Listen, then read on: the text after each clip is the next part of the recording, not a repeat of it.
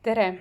Ja täna ma tahaksin rääkida paarist asjast lihtsalt, mis on ühisväljas õhus ja mis oleks hea rääkida. Nimelt, kui sa mm, räägid endast või mõtled endast, enda mineviku minast halvas mõttes või annad hinnanguid või mida iganes või vahetad nime lausa, sest sinus on mingi teema või või sa annad hinnangud, et siis ma olin nii, aga nüüd ma olen naa, siis tegelikult ma tahan sulle seda öelda, et just nagu ma olen rääkinud siin erinevatest aspektidest, nagu sisemine laps, sisemine pere ja erinevad teemad, meie vari, eks ju, kõigil meil ühtselt need on, omasugused küll, kuid need on alati energeetilisel tasandil.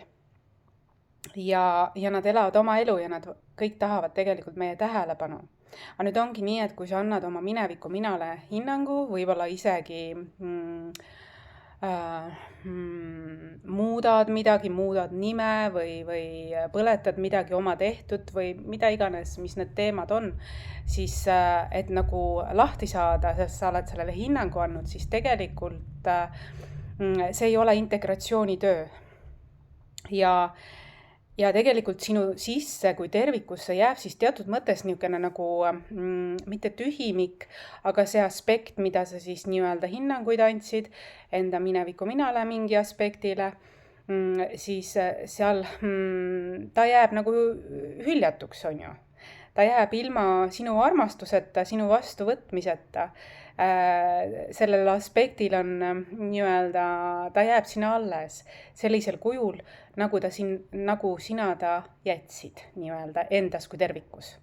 Arvates, et nüüd läheb siis paremini, sest sa oled selja pööranud mingile oma mingi mineviku aspektile või teemale, mida sa kas ei taha mäletada või mida iganes, et sa ei taha seda vastu võtta, see vastuvõetamatus on liiga raske või mida iganes, siis tegelikult see jääb sinna alles ja ta jääbki alles sinu hinnanguga ja kas sa annad selle hinnangu sellepärast, et keegi andis sulle selle hinnangu sellel ajal või mingil põhjusel, eks ju, siis tegelikult just see aspekt, kuhu sa vaadata ei taha, tegelikult väga-väga vajab sind.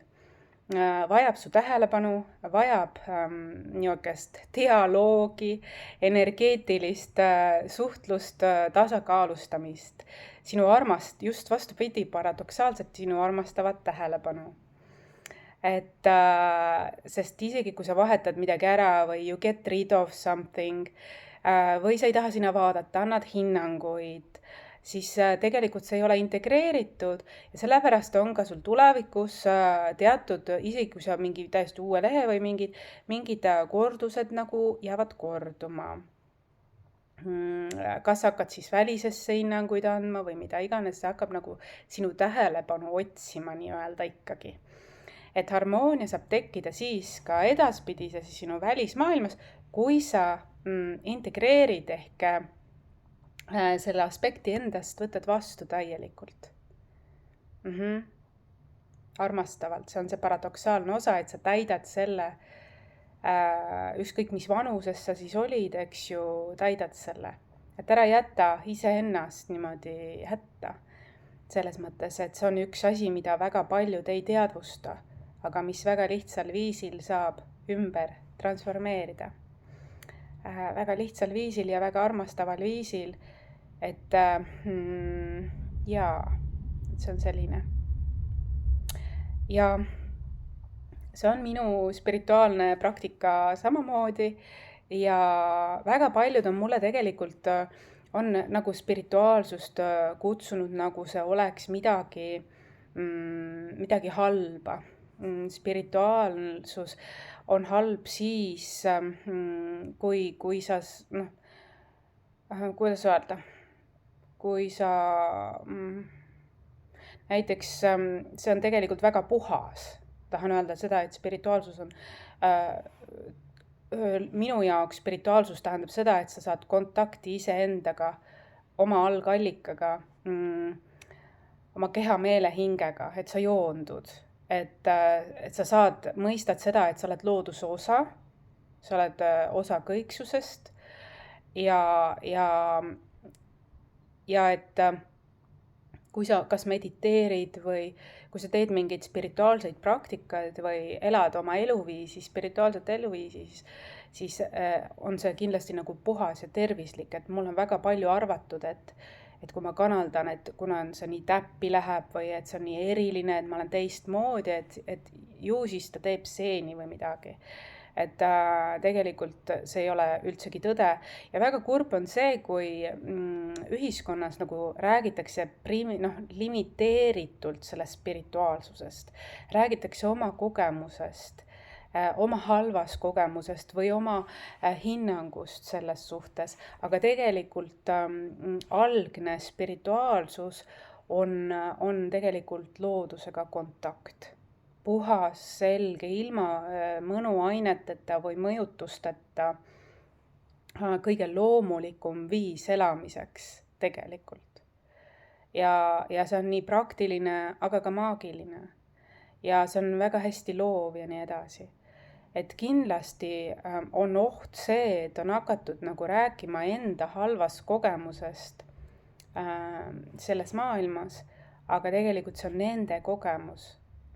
Minu kogemus ei ole üldse spirituaalses maailmas nii, ma olen leidnud oma hingerahu absoluutselt ja terviklikkuse selles. Ja tervenemise ja tasakaalu täielikult selles. Ja see ühendab, see ei ole destruktiivne, see ühendab, see loob küllust, see loob mulle heaolu, tasakaalu. Ma olen leidnud selles oma õnne, oma tõelise õnne, eks ju. Et see ongi see, et spirituaalsus on nii ära lörtsitud oma arvamustega või kogemustega. Muidugi see on see ka, et kui sul on palju raha aga sa ei ole küllusteadlik, oled sisimas ikkagi puudusteadlik, siis samamoodi sa võid öelda, et raha on paha või mida iganes.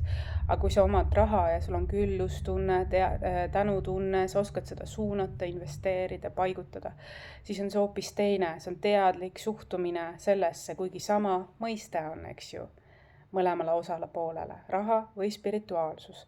Aga kuidas sa seda kasutad või suunad või teadvustad või selles manööverdad, see on tähtis ja see muudab kogu seda kogu seda maailma. Et iga asja on võimalik näha seda pahupoolt, aga see ei tähenda, et kõik on selles pahupooles ja et see on kõigile ohtlik, vaid teadlikkusega kõike tarbida mõõdukalt, teadlikult, loovalt. Ja ma lihtsalt tahan öelda seda, et spirituaalsus ei ole see, mis võib-olla paljud oma kogemusest kirjeldavad. Mina arvan, et see ürgne, see loomulik, see on loomulik viis elamiseks, tahan lihtsalt öelda. Et see on, kuidas mina seda näen ja kuidas mina seda edasi annan ja kannan. Ja see on selline, isegi ma ütleks praktiline, sest see ühendab keha, meel ja hing ja see ühendab inimesi. See loob tasakaalu, mitte äärmusi, kui sa oskad seda õigesti kasutada. Veel tahtsin öelda seda, et kui mina jõuan kellegi juurde ja ma võib-olla midagi vilksamisi võin öelda midagi tuleviku kohta, siis tavaliselt see ei ole kuidas öelda, see ei ole minu viis sind hirmutada, eriti kui sa kardad võib-olla tundmatust, vaid lihtsalt arvatavasti mina ise olen tundmatusega üpriski palju kokku puutunud ja leidnud sealt väga palju, kuidas öelda, küllust või rõõmu, kuigi ise ka algselt kartes, eks ju, sest ma olen selline päris mugavustsooni inimene tegelikult üpriski, mulle meeldib minu mugavus, näiteks sellised reisid, kus kuskil Indias või kuskil ainult seljakott seljas, noh, mind väga ei kutsu, et mulle meeldib selline oma ruum, oma komfort ja tõepoolest ka tundmatus, noh, mul võtab ka aega, et mingit suuremat elumuutust luua ja see on sellepärast nii, et kui ma endale kodu või midagi valin või suhet või siis ma valin seda väga hoolega ja teadlikult ja läbimõeldult ja sellepärast ongi võib-olla hästi kaua valitud, hästi valitud selline nagu kuidas öelda, noh, siis ongi see, et mul võtab aega, et selline nagu kvaliteet, uus kvaliteet saaks paika. Et see üleminek on niisugune küll järjepidev ja järjekindel, aga aeglane tihtilugu minuga. Ja ma isegi arvan, et see aeglustus on isegi hea. Sest siis ma ei torma ja ei tee vigu nagu mingeid. See on mul läbi elu niimoodi olnud lapsest saati. Aga kui ma sulle vilksamisi midagi ütlen, mis võib sind kohkuma panna või et sa kardad võib-olla tundmatust või see võib sind hirmutada näiteks midagi teispoolsusega seoses, siis ma tahan sulle seda öelda, et see võib olla lihtsalt sinu teejuhtide, kaitseinglite viide sulle, et just vastupidi mitte sinu hirmutamiseks, vaid selleks, et kui see aeg kätte jõuab, sest see tihtilugu jõuab, kui mina jõuan sinuni ja seda sõnumit edastama. Muidugi saatust on võimalik ka ise muuta, kuid ja ise valida jah või ei, kuid su teejuhid arvatavasti tahavad, et see oleks olnud juba varakult teadlik üleminek, et sa teaksid, mis toimub, et see ei tuleks sulle järsku ja ootamatult. Tihtilugu minu sõnumid võivad olla tulevikust sulle. See on väga tihti nii, enamustele inimestele.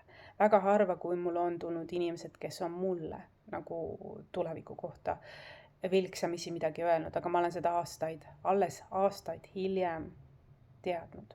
Ja nad on tihti nooremad inimesed, kes on seda teinud. See on nagu huvitav, et ma olen alati seda usku olnud, et lapsed on meie õpetajad ja noored suuremalt jaolt, et õpetavad ja motiveerivad meid edasi õppima ja arenema. Et see on nagu, mis on ja vahel on see hirmutav, aga vahel on see põnev ka.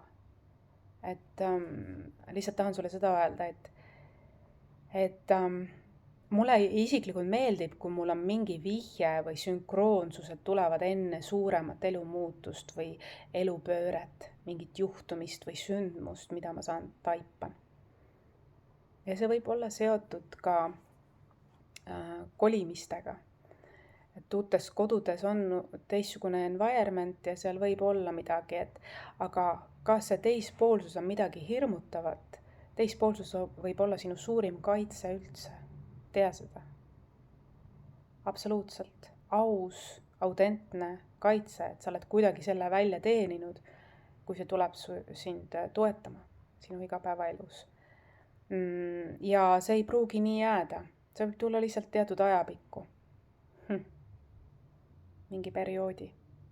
Ja see, et kui sa kuhugi jõudsid kolimisega, ka see võib olla teispoolsuse lükke või õnnistus sulle millegi eest, mida sa hästi oled teinud. Mille pärast tahtis ka see sõnum läbi tulla, et sa teaksid. Et minu ülesanne ei ole kunagi kedagi hirmutada, vaid teadvustada tõde. Ma olen sõnumi tooja. Ja tea siis, et see osa sinust, ükskõik mis vanuses, mida sa kuus üldse ei taha vaadata, või mingi sündmusega seoses, vastupidi, ole endal olemas, kes siis veel, kui mitte sina. Sellest ma ütlengi, et näiteks nimemuutused ei ole vajalikud, on vajalik see energeetiline energiatöö, sisetöö või mingi etapp või mida iganes. Sellest võib saada sinu ressurss, kui sa sinna armastust sisse valad ja vaatad seda sellise pilguga et oled endal olemas, ära hülga seda aspekti. See on sina kui tervik, sinu kui terviku osa. See on sinu kui terviku osa. Ja spirituaalsus on ainukene praktika, mis näeb inimest kui tervikut. Mis aitab mõtestada meie lähisuhteid, meid ennast eelkõige, aga ka siis läbi selle meie lähisuhteid. Ja see on, mis ma tahtsin öelda. Aitäh sulle kuulamast, vaatamast, kohtumiseni.